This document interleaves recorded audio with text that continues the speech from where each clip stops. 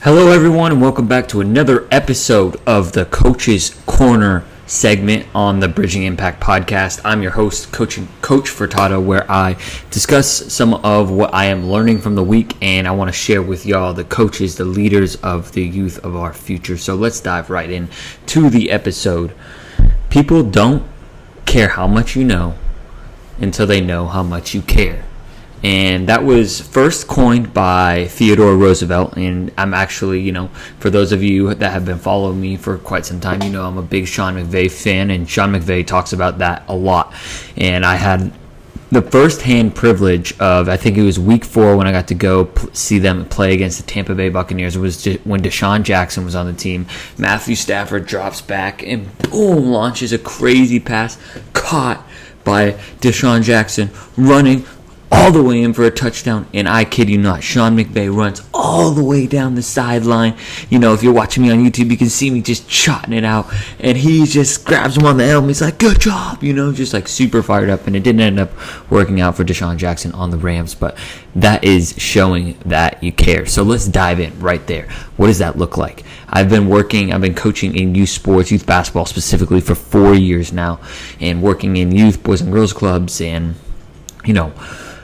a couple other organizations as well, kid sports. But with that being said, I think I'm specifically talking youth sports. I'm not in professional, I'm not in college sports, so I can't talk about what being successful at that level is like because I haven't been at that level. But I will talk about is the number one thing that I think it's not X's and O's. X's and O's doesn't matter in youth basketball.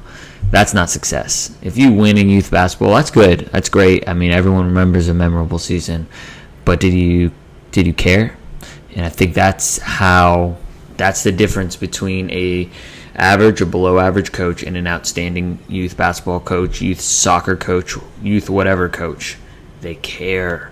They got a heart, and they get to know their athletes. So I want to kind of talk a little bit about what does that look like? What does caring look like? And I talk about an extreme example of Sean McVay running down the sideline, right? Like, that might not be everyone's personality. Sean McVay, I feel like I have a similar personality to Sean McVay. Like, I'm a hype person. Like, I love to get people, riled up and excited, and that's me. Right, but that's not everyone, and that's okay. You don't have to run down the sideline to show that you care to your players. But what have I noticed about myself and other people that I know care? What have they shown me? And I think number one, like when people walk into their room, to the gym, to the field, they are greeted. Great coaches greet all athletes, all players. Because if you walk into a practice, right, like you are 8-year-old playing basketball and it's your 3rd or 4th practice, you want to be seen saying, hey, insert name, hey, Sam, hey, hey, Jenny, whoever it is, right? You have to acknowledge them, If you're I'm a person, like, I love high fives and knucks. Like, I think sometimes the kids think it's a little weird, but like at the end of the day, like, I'm high fiving every single person that comes into the gym. And now they're coming in and they expect that high five. But that may not be for you. But it is a requirement to acknowledge everyone's humanity. Even if they come into a Zoom or a Google Meets room, you have to say, "Hi, Justin. Hi, Jim. Hi, Carrie." Right? You have to acknowledge people. Like, that's like, "Hey, I see you." Right? Some people, like, I'm going to talk about, I have one coworker. He's great. He's a wonderful teacher. On the court, he's actually a masterful leader and, like, always talking and communicating, and off the court, that's just not his style. And that's great. And I've had the privilege of working with him for the past year, and I know that I don't want to, like, go and ask him about, his family, blah, blah, blah, because he doesn't want to share about that. Like, I have to be able to read between the lines. So with that being said, I do know that when I bring up the latest NBA drama, the latest NBA tea, the game, right? He'll just boom, flow, right? You have to know. Caring is knowing what each person on your team, whether they're athletes, your coworkers, at work or in the gym, care. You have to know what they care about, right? Because then you can start finding that common ground. Like I remember when I was at the Boys and Girls Club, there was our front desk person. She was wonderful. She really was into hockey, and it helps because I'm into sports, so I'm able, but every day I would go ask her. She loves the Las Vegas. I'm drawing a blank. It's like Golden Knights, maybe. She loves the Golden Knights. Let's say that's her name. I could be wrong. I could definitely be wrong.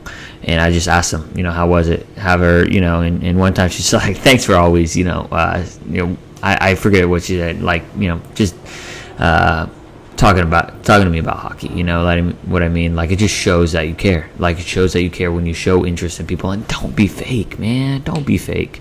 Like, it's got to be genuine. People can read right through it. I'll tell you right here, people can read right through it if you're being fake and if you, really don't actually care, So that's number one is greeting people at the door. Number two is asking questions and getting curious. I think number three, actually, when you show up, you care. And this is one I didn't write in the newsletter today because I like to keep that short and sweet. But I actually think this is one I'm still working on showing I care, is by setting high standards and holding them accountable to it. And creating those standards with them too, because I think sometimes, I've seen coaches create their own standards for people, right? But if I don't know Sally's goals for youth basketball, youth soccer, whatever, and I have these goals for her to, go play collegiately, blah blah blah, and she just wants to play and have fun, right? There's a disconnect there. But with that being said, if we can co-create high standards, I'm not talking about low standards, none of that. That's not caring about people. Caring about people is setting high standards and reaching them and being like, hey, you know what, Jenny, you are not performing at your best today. What's going on? Start asking some of those questions. Hey, coach, I didn't drink enough water. I skipped lunch today. I had a fight with my friend today at school. Blah, blah, blah. Whatever it is, right, is you getting to know, okay, well, I see that you're not at your whatever quote unquote best, and again, our best looks different every day, but I need you to give me your best that you have today, because these are the standards that we set.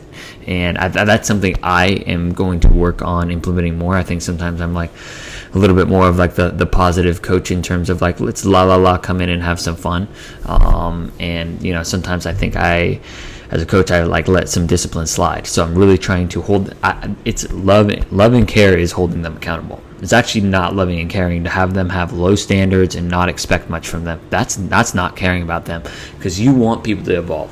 Now don't be ridiculous, right? Don't be, I coach, obviously 6-7-year-olds. I'm not going to expect them to know some high level high school offense. That's ridiculous. But I am going to expect them to dribble hard and take a nice jump shot and a jump stop and a shot, right? That is a requirement. So those are a couple examples. We'll go through those three.